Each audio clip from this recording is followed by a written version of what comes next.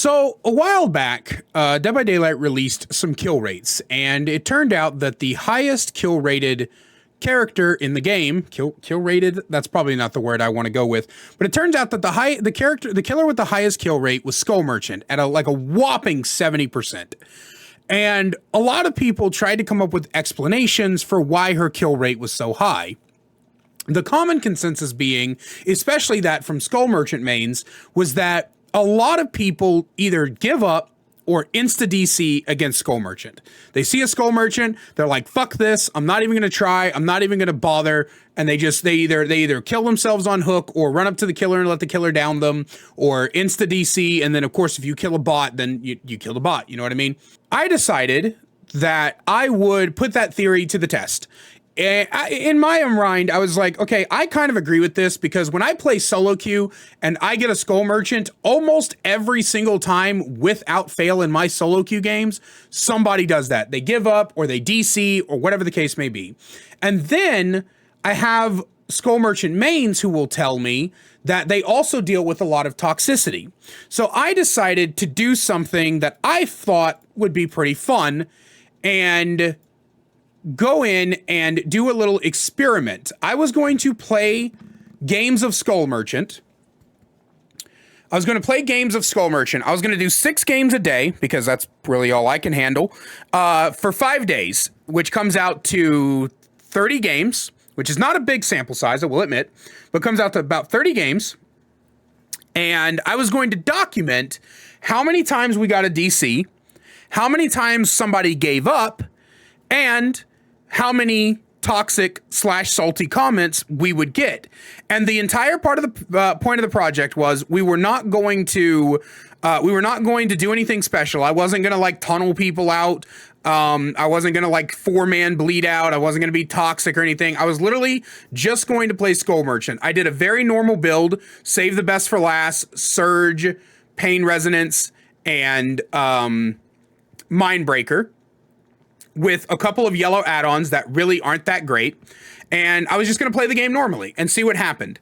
Now, I'm going to leave the link to this document down if you want to go and read it. But basically, that's what I did. I kept track of everything. And these are the 2 charts that I got from it. The first chart is just the number of things that ended up happening. So we had 3 DCs total. We had 6 people give up. And we had 5 salty and toxic comments. So above everything, the highest rate of things was people giving up. And then I went and took note of the number of games. So we had 23 games where nothing egregious occurred. Then we had 2 games where people DC'd, which is this little bar right here. And then we had 3 games where people gave up, and 3 games with toxic or salty comments. Now, if you want to see all of the games, I do have them available on my VOD channel, which is linked in the description down below. There's a playlist that says the Skull Merchant Experiment. You can watch all 5 days with all 6 games in each of those 5 days, raw, completely unedited. You don't have to, I didn't skip through games or anything. Literally, you could just watch them through. If that's something that interests you. It's a very long, it's like 15 hours worth of games though. So I do have that on my VOD channel, but I wanted to talk more about what this means. And again, this is a small sample size. Like for Scott Junn's tunneling experiment, he did 50 games. I only ended up doing 30, and I did them on different days at different times to kind of see if that would make any sort of a difference, which by the way, it actually didn't.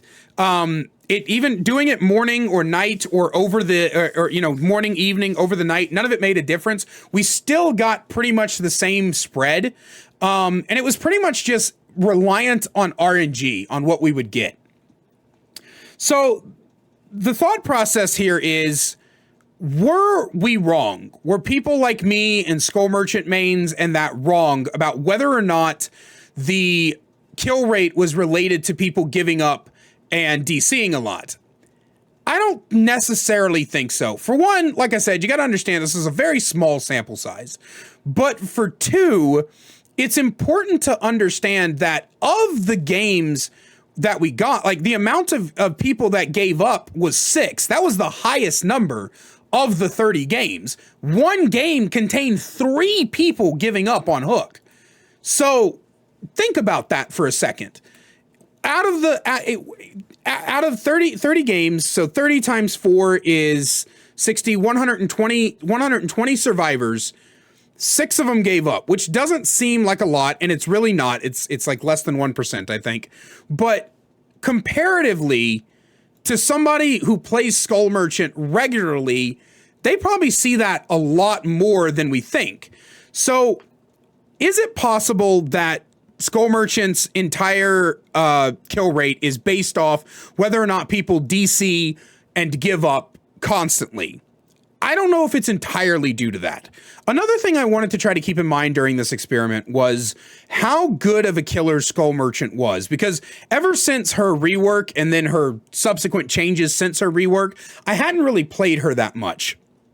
I had played against her quite a bit, but I hadn't played her that much. And her power level, I think, is still in the B tier. I think anybody who calls her overpowered is just being ridiculous. She does have quite a bit of counterplay to her. I mean, there were several games where I just didn't win. And when I think overpowered, I think, oh, I should be winning easily, even if you're bad. And I just didn't. I didn't win a lot of my games. I didn't lose a lot of them either. It was pretty 50-50 split. It turns out when you get survivors who kind of know what they're doing and know how to navigate the drones and everything, actually take the time to disable the drones, it's actually pretty decently, not easy to counter her, but it's actually it's easier. I think one of the big problems though is that people already have, so why is the kill rate high, right? That's the bigger question. Why is the kill rate high? I think one of the bigger problems is that people have this idea of Skull Merchant in their head, that she's this uncounterable 3-genning monstrosity that is like, so you just can't play around her. And so while they may not give up per se by like giving up on Hook or something, their morale kind of drops when they face the Skull Merchant.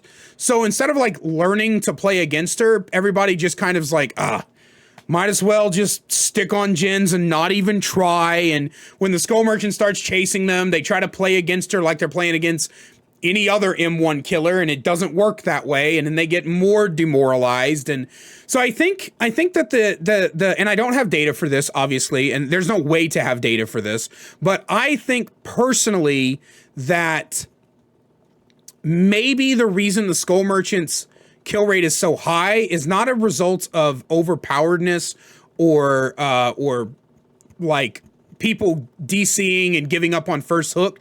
It's more of people just not understanding how to play against her and immediately giving up morally when they see her, right? Immediately their entire willpower to play the game leaves them. So even if they don't give up in the visual sense, their skills drop, their thought processes drop, their motivation drops to try to win the game. And so that's that's probably what's happening, because I just don't see how naturally this killer could have a 70% kill rate.